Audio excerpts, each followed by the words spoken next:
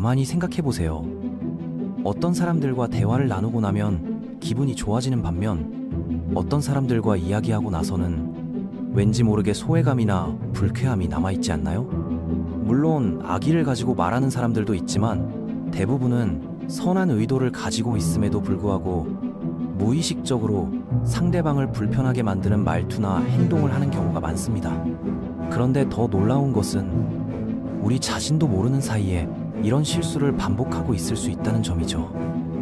상대방이 자신과의 대화를 피하기 시작하거나 점점 마음의 문을 닫는다고 느꼈던 경험이 있으신가요?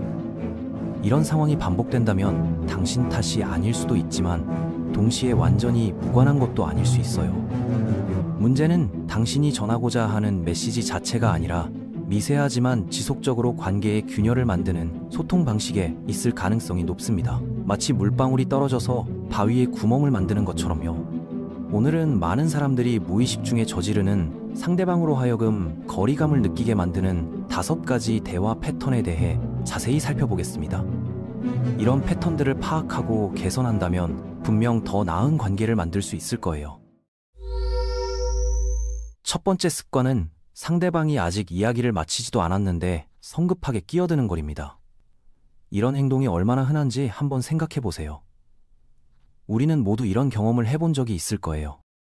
동료가 주말에 다녀온 등산 이야기를 신나게 시작했다고 해보세요. 정말 힘들었는데 정상에 올라가니까 라고 말하는 순간 당신은 벌써 저도 작년에 거기 가봤는데요. 진짜 힘들더라고요 라고 끼어들어 버립니다. 이런 반응이 공감이나 소통의 표현이라고 생각하시겠지만 실제로는 정반대의 효과를 낳습니다. 상대방은 자신이 겪은 특별한 경험이 묵살당했다는 느낌을 받게 되죠. 더군다나 자신이 전하고자 했던 이야기의 흐름이 완전히 끊어져 버렸으니 마치 투명 인간이 된 것 같은 기분마저 들 수 있습니다. 본인이 준비했던 재미있는 에피소드들이 모두 날아가 버리는 거죠. 심리학적으로 보면 이런 현상을 대화적 자기중심성이라고 부르기도 합니다.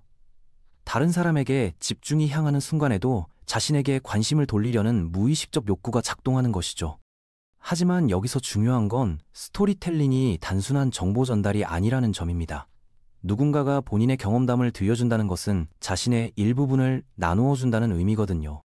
그 사람이 그 순간에 느꼈던 감정, 생각, 깨달음까지 포함해서 말이죠. 너무 빨리 화제를 바꾸거나 본인 이야기로 넘어가면 의도치 않게 상대방의 경험이 별로 중요하지 않다는 신호를 보내게 됩니다. 그렇다면 어떻게 해야 할까요? 우선 상대방이 이야기를 완전히 끝낼 때까지 기다려주세요. 조급해하지 말고 충분히 들어주는 것이 첫걸음입니다. 그리고 그들의 경험에 대해 더 자세히 물어보는 것이 좋습니다. 등산하면서 가장 인상 깊었던 순간이 언제였어요? 혹은 정상에서 내려다본 풍경이 어땠나요? 와 같은 질문을 던져보세요. 진심 어린 호기심을 보여준 다음에야 본인의 비슷한 경험을 자연스럽게 연결지어 이야기할 수 있습니다. 이렇게 하면 경쟁이 아닌 진정한 소통이 이루어지죠. 두 번째로 살펴볼 문제는 아무도 부탁하지 않았는데 조언을 쏟아내는 습관입니다. 이 습관은 관계에 큰 타격을 주지만 정작 조언을 하는 사람은 자신이 도움이 되고 있다고 생각하기 쉬워요. 우리는 조언을 해줄 때 선생님이나 멘토가 된 듯한 기분을 느끼기도 하죠. 하지만 실상은 그렇지 않은 경우가 많습니다. 친구가 요즘 직장 스트레스 때문에 너무 힘들어 라고 털어놓았다고 해보세요. 그러면 즉시 그럼 요가나 명상을 해봐. 차라리 이직을 준비해보는 게 어때? 라는 해결책들이 쏟아져 나옵니다. 마치 문제 해결사가 된 것처럼 여러 가지 방법들을 제시하게 되는 거죠. 문제는 상대방이 해답을 구하는 게 아니라 그저 자신의 감정을 이해받고 싶어 할 때가 많다는 점이에요. 그들은 누군가가 자신의 힘든 마음을 공감해 주기를 원하는 것일 수 있습니다. 요청받지 않은 조언은 마치 너는 혼자서는 이 문제를 해결할 능력이 없어. 내가 대신 방법을 알려줄게라는 메시지로 들릴 수 있거든요. 아무리 좋은 의도였더라도 상대방 입장에서는 무시당하는 느낌을 받게 됩니다.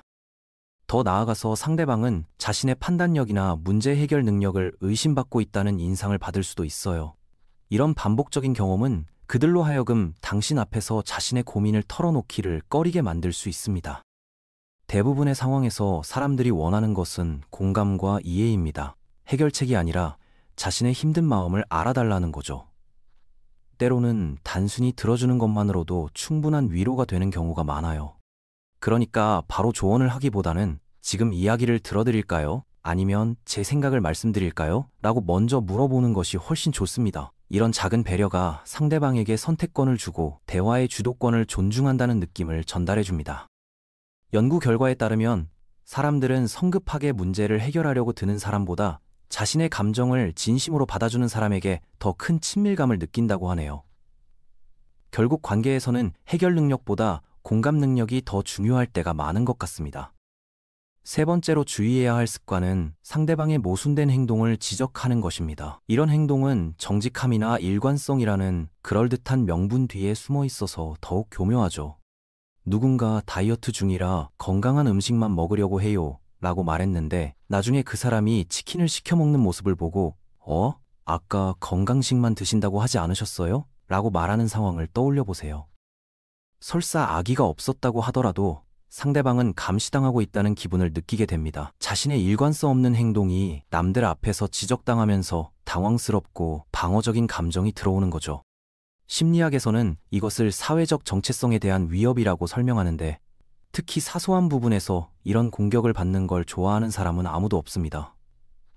마치 자신의 행동 하나하나가 검열받고 있다는 느낌을 받게 되는 거예요. 더군다나 이런 지적을 받고 나면 변명을 해야 하는 상황에 놓이게 됩니다. 사실 오늘 하루만 예외로 하려고 했어요 라든지 원래 계획이 바뀐 거예요 같은 말을 해야 하는 거죠. 인간은 본래 변하는 존재입니다. 생각도 바뀌고 때로는 앞뒤가 안 맞는 행동을 하기도 하죠. 이런 게 인간다운 모습이거든요. 완벽하게 일관된 사람은 존재하지 않아요. 모순을 꼬집어서 지적하면 당신이 예리하게 보이기는커녕 오히려 상대방을 지지하지 않는 사람으로 인식되기 쉽습니다. 그들 입장에서는 당신이 자신의 약점이나 실수를 찾기 위해 계속 주시하고 있다고 느낄 수 있어요. 불일치를 강조하기보다는 그 사람의 의도나 노력 과정에 관심을 보여주세요. 누군가 매일 운동하겠다고 했는데 이번 주에 한 번밖에 못 갔다면 매일 한다고 했잖아요 라고 따지기보다는 다른 접근을 해보세요. 그래도 한 번이라도 다녀오신 게 대단해요. 시작이 반이니까요 라고 격려해주는 것이 훨씬 좋습니다. 격려는 관계를 돈독하게 만들지만 비판은 관계를 멀어지게 만든다는 걸 기억하세요. 네 번째 습관은 다른 사람의 노력을 과소평가하는 것입니다. 이것만큼 관계에 미묘하면서도 치명적인 손상을 가하는 행동도 드물어요. 겉으로는 별것 아닌 것처럼 보이지만 실제 파급력은 상당합니다. 그 정도는 별로 어렵지 않잖아요. 혹은 누구나 할 수 있는 일인데요 라는 말을 던질 때 당신은 가벼운 마음으로 한 말일 수 있습니다. 하지만 상대방에게는 상당히 실망스러운 반응이 될 수 있어요. 그들이 시간과 에너지, 때로는 용기까지 투입해서 이뤄낸 성과를 당신의 한마디가 의미 없게 만들어버리는 거거든요. 예를 들어 누군가가 처음으로 마라톤을 완주했다고 자랑스럽게 이야기할 때를 생각해 보세요. 요즘엔 많은 사람들이 마라톤 하잖아요 라는 반응을 보인다면 그 사람이 느꼈던 성취감과 자부심이 한순간에 깎여나가게 됩니다. 몇 달 동안 매일 훈련하고 포기하고 싶은 순간들을 견뎌낸 노력들이 하찮게 여겨지는 거죠. 여기서 위험한 점은 이런 반응이 단순히 그 순간만 상처를 주는 게 아니라는 겁니다. 시간이 흐르면서 하나의 패턴으로 굳어져 버려요. 상대방은 점점 자신의 성취를 당신과 공유하지 않게 됩니다. 대신 본인의 노력을 인정하고 축하해주는 다른 사람들을 찾아가게 되죠. 이런 식으로 관계가 서서히 멀어지는 것입니다. 그들은 당신을 피하는 게 아니라 자신을 지지해주는 사람들에게 더 많은 시간을 할애하게 되는 거예요. 해결책은 인정과 격려입니다. 과장하거나 거짓된 칭찬을 하라는 게 아니라 상대방이 투입한 노력 자체를 현실적으로 인정해주라는 뜻이에요. 분명히 많은 노력이 필요했을 텐데요. 혹은 그렇게 꾸준히 하기가 쉽지 않은데 정말 대단해요. 와 같은 표현이면 충분합니다.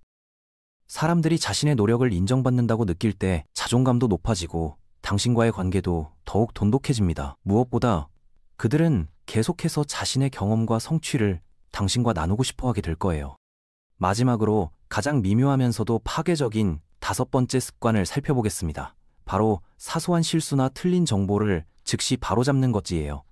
이건 대부분의 사람들이 전혀 의식하지 못하는 소통 패턴이지만 조용히 관계를 해치는 강력한 요소 중 하나입니다.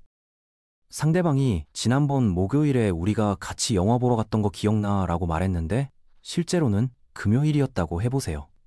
당신은 바로 아니에요? 금요일이었는데요 라고 정정해줍니다. 사실적으로는 맞는 말이지만 사회적으로는 대화의 흐름을 깨뜨리는 행동이죠. 상대방에게는 연결감보다 정확성이 더 중요하다는 인상을 주게 됩니다. 그들 입장에서는 이야기의 핵심과 상관없는 세부 사항에 발목이 잡혔다는 기분을 느낄 수 있어요. 영화 보러 갔던 추억을 나누려고 했는데 갑자기 날짜 확인 작업으로 화제가 바뀌어버린 거죠. 물론 정확한 정보가 중요한 상황도 있습니다. 업무적인 미팅이나 중요한 약속을 잡을 때는 세부 사항이 정말 중요하죠. 하지만 대부분의 일상 대화에서는 작은 오류를 그냥 넘어가는 것이 사회적 지혜를 보여주는 방법이에요. 이런 배려는 상대방에게 나는 당신이 옳은지 그른지보다 당신이라는 사람을 더 소중하게 생각해요 라는 메시지를 전달합니다. 결국 사람들은 당신이 사소한 사실을 바로잡아줬는지 여부를 기억하는 게 아니라 당신과 대화할 때 어떤 기분을 느꼈는지를 기억하거든요. 특히 공개적인 자리에서 누군가의 작은 실수를 지적하는 것은 더욱 조심스럽게 접근해야 합니다. 다른 사람들 앞에서 틀렸다는 지적을 받는 것은 당황스럽고 부끄러운 경험이 될 수 있어요. 이런 습관들이 특히 교묘한 이유는 선한 의도에서 나오는 경우가 많다는 점입니다. 정확하고 싶거나 도움을 주고 싶거나 소통하고 싶은 마음에서 비롯되는 행동들이죠. 하지만 실제 효과는 부정적입니다. 이야기의 흐름을 방해하고 상대방의 기를 죽이며 앞으로 편안하게 대화하고 싶은 마음을 사라지게 만드는 거예요. 사람들은 자신이 판단받거나 평가받는다고 느끼는 환경에서는 진정성 있는 소통을 하기 어려워합니다. 대신 실수하지 않으려고 조심스럽게 행동하게 되고 결국 관계의 깊이가 얕아져 버리는 거죠.